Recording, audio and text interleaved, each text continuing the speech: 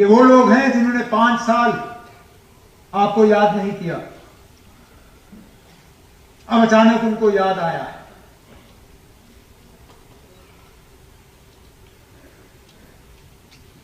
मुझे शक है, बाकी हकीकत क्या है वो यही बेहतर जानते हैं। इस रेजोल्यूशन पे भी जो तब्दीली आई इनके सोच में, वो इसी यूनिवर्सिटी ऑफ व्हाट्सएप का नतीजा है। यही एक दो फेसबुक पे लिखने वालों के कमेंट्स का नतीजा है। अल्लाह का शुक्र है, मैं ट्विटर पर लिखता बहुत कुछ हूं लेकिन पढ़ता बिल्कुल नहीं। फेसबुक देखने की मुझे बिल्कुल आदत नहीं है, और व्हाट्सएप के हवाले से मैं कभी अपने वालिद साहब से सुनता हूं, बाकी और नहीं। तो मैं तो कम से कम जम्मू कश्मीर के आवाम को यह यकीन दिलाना चाहूंगा कि हमारा एजेंडा कोई व्हाट्सएप, ट्विटर, फेसबुक वाले तय नहीं करेंगे। हमारा एजेंडा जम्मू कश्मीर की आवाम तय करेगी।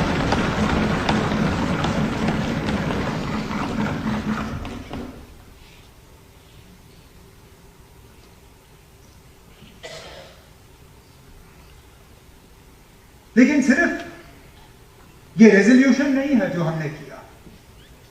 बेशक हमें अभी महीना भी नहीं हुआ है, लेकिन यहां खासकर जो विंटर जोन है, कश्मीर, पीर पंजाल का हिस्सा, चिनाब का हिस्सा, वहां के बच्चियों का, पेरेंट्स की एक बहुत बड़ी मांग थी कि इम्तिहान का टाइम टेबल जो है वो चेंज किया जाए। मार्च के सेशन के बजाय नवंबर में इनके इम्तिहान होने चाहिए। ये भी अगर आप देखें तो 5 अगस्त 2019 के बाद जिस तरह हमें डिसएम्पावर किया गया, ये भी हमारी डिसएम्पावरमेंट का ही एक नतीजा है कि इम्तिहान का शेड्यूल भी मां बाप और बच्चे बच्चियों की मर्जी के बिना तय किया गया। मैं शुक्रगुजार हूं मिनिस्टर साहिबा का कि जिम्मेदारी संभालने के फौरन बाद उन्होंने इसमें रिव्यू की मीटिंगें ली,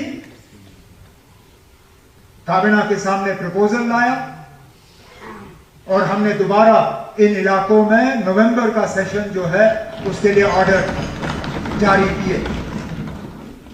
इसी तरह रिक्रूटमेंट का सिलसिला शुरू हुआ है, उसमें भी तेजी आएगी।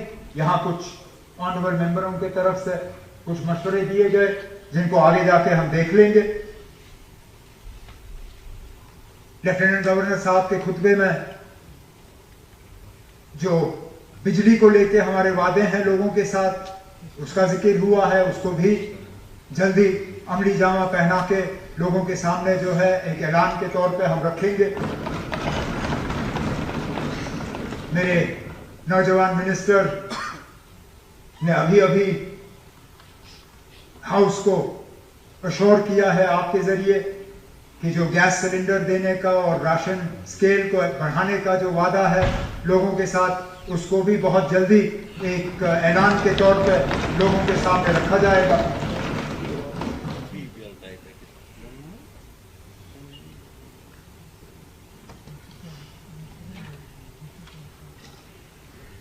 स्पीकर साहब, हम एक यूनियन टेरिटरी है। बहुत सी जिम्मेदारियां इलेक्टेड हुकूमत के हवाले की गई हैं, लेकिन एक अहम जिम्मेदारी यहां के हालात को साजगार रखने का, लॉ एंड ऑर्डर मेंटेन करने का, मिलिटेंसी, टेरर, वायलेंस के खिलाफ पॉलिसी, स्कीम और एक डायरेक्शन देने का, वो इख्तियारात इलेक्टेड गवर्नमेंट के पास नहीं है।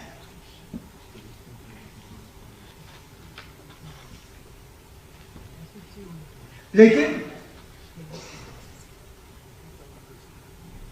हालात एक वैक्यूम में नॉर्मलाइज नहीं किए जा सकते। इलेक्टेड गवर्नमेंट और लेफ्टिनेंट गवर्नर साहब के एडमिनिस्ट्रेशन का इस मामले में करीबी तालमेल है। किसी को भी इस शक में नहीं रहना चाहिए कि इलेक्टेड गवर्नमेंट और पुलिस के दरमियान किसी तरह की रसाकशी है या किसी तरह का कंफ्यूजन है। मैं पुलिस, बिलखसूस अपने जम्मू कश्मीर पुलिस, बल्कि यहां बाकी जो सेंट्रल फोर्सेस हैं और जो सिक्योरिटी के बाकी फोर्सेस हैं, उनको अश्योर करना चाहता हूं कि हालात को नॉर्मल रखने में और यहां अमन कायम करने में हमारी हुकूमत पूरी तरह से उनके साथ खड़ी है।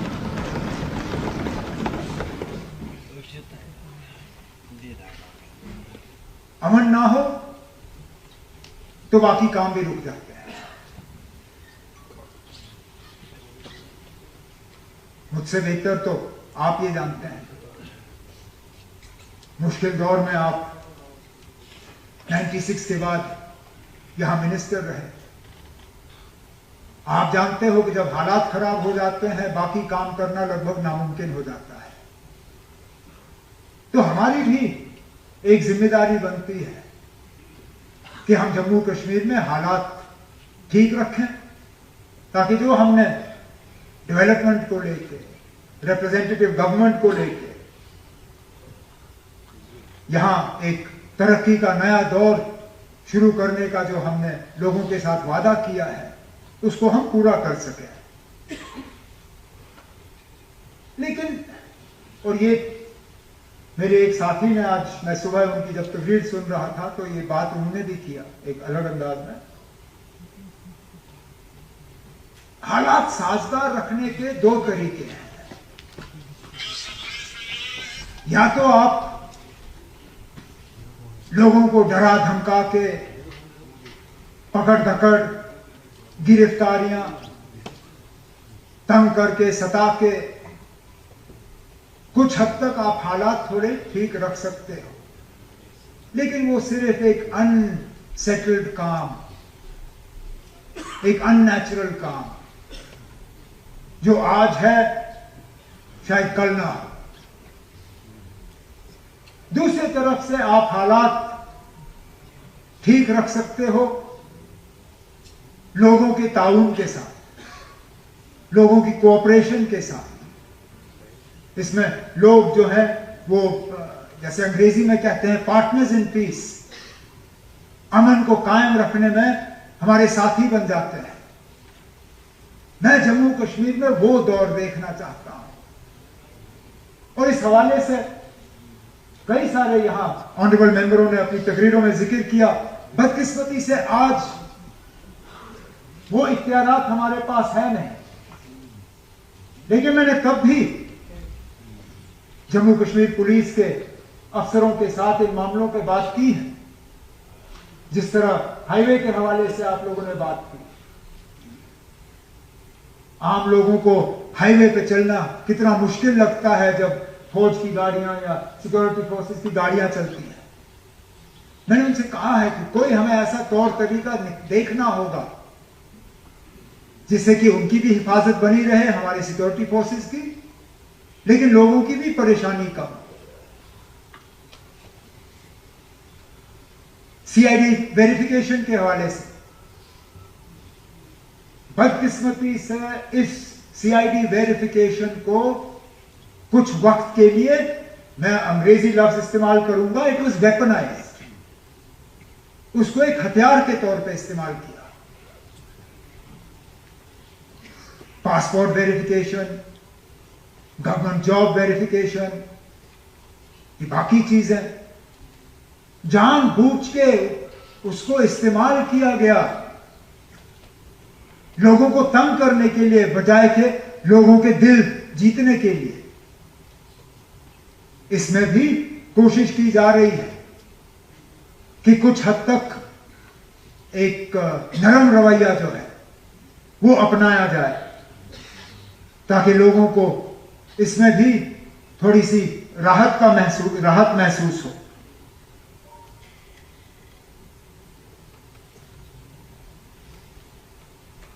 गिरफ्तारियों के सिलसिले में भी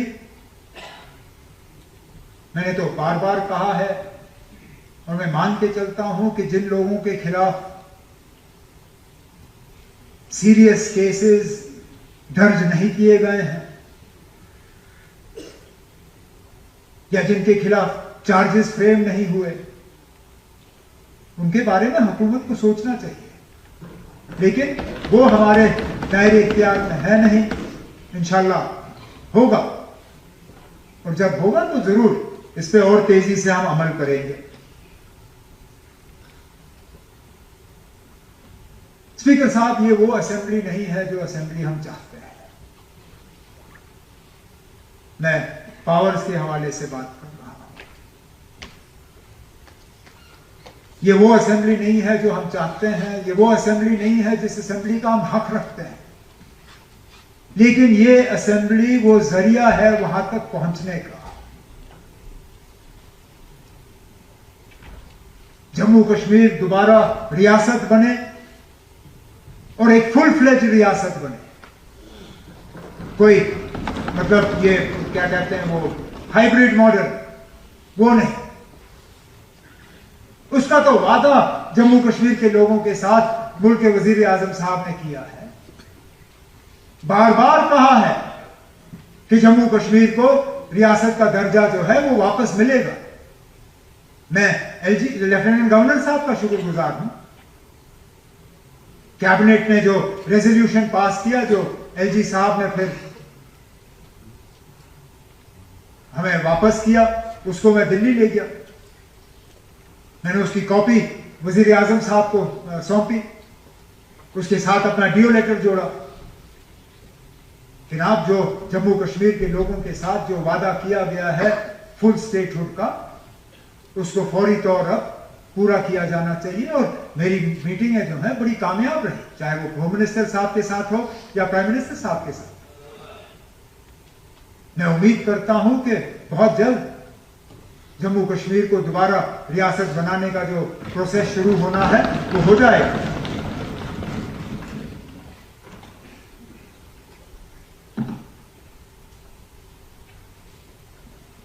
मेरी दिल्ली की मीटिंगों को लेके कुछ लोगों ने मजाक भी उड़ाया। कोई नहीं, आप ठीक है। मुझे नतीजों से गर्ज है। मैं दिल्ली में पावर मिनिस्टर से मिला, उन्होंने फौरी तौर जम्मू कश्मीर के लिए 300 मेगावाट एडिशनल पावर सर्दियों के लिए सैंक्शन किया, ताकि यहां पावर के कट्स जो हैं वो कम हो जाए।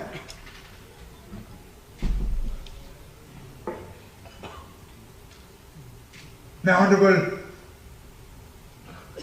सरफेस ट्रांसपोर्ट मिनिस्टर साहब से मिला।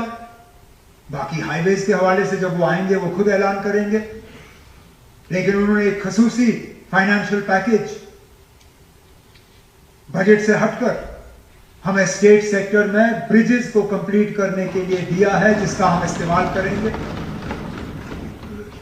अब इसी तरह मेरा इरादा है ऑनरेबल फाइनेंस मिनिस्टर साहिबा से मिलने का और बाकी से, ताकि जितना हम जम्मू कश्मीर के लिए फिलहाल हासिल कर सकें हम कर लें।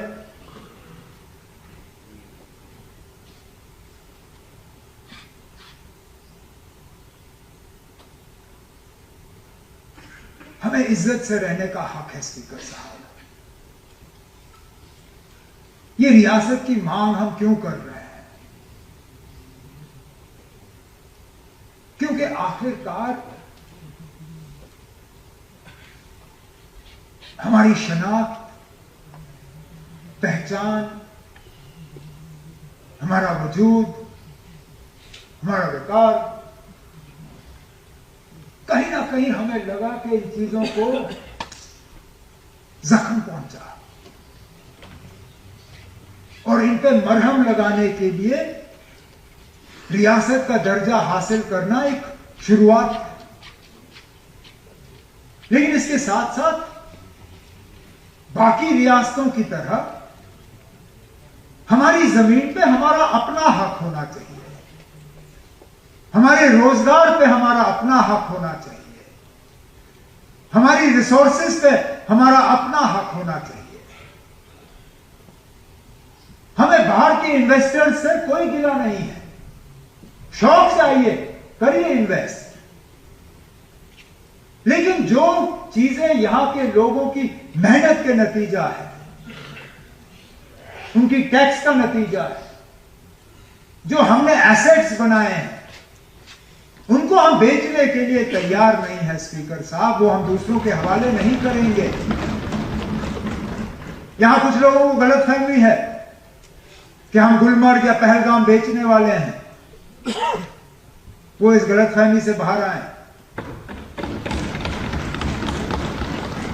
हम अपने क्राउन जूल्स, अपने एसेट्स को बेचने के लिए तैयार नहीं है। आप बाहर से आके यहां इन्वेस्ट करना चाहें, नया बनाना चाहें, शौक से करिए, लेकिन अगर आपको यह लगता है कि हमारी बनाई हुई चीजें आप सस्ती कीमत पे खरीद के खुद अमीर हो जाएं और हमारे लोग जो हैं वो बेरोजगार बने, वो गरीब रहें, उस बात की इजाजत जो है हम कभी नहीं देंगे स्पीकर साहब, ये मैं आपको यकीन दिलाता हूं।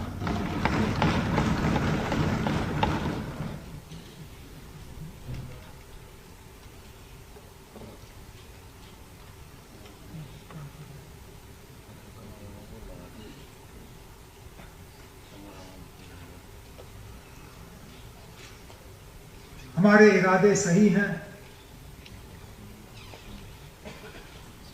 हम वादाबंद हैं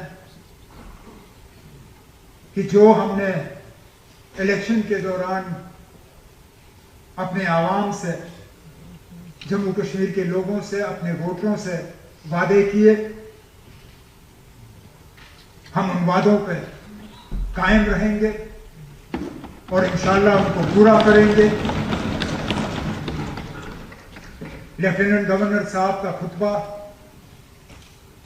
एक छोटा सा एक रोड मैप था, एक नक्शा था, इससे कहीं गुना ज्यादा हम जम्मू कश्मीर के लिए करके रहेंगे।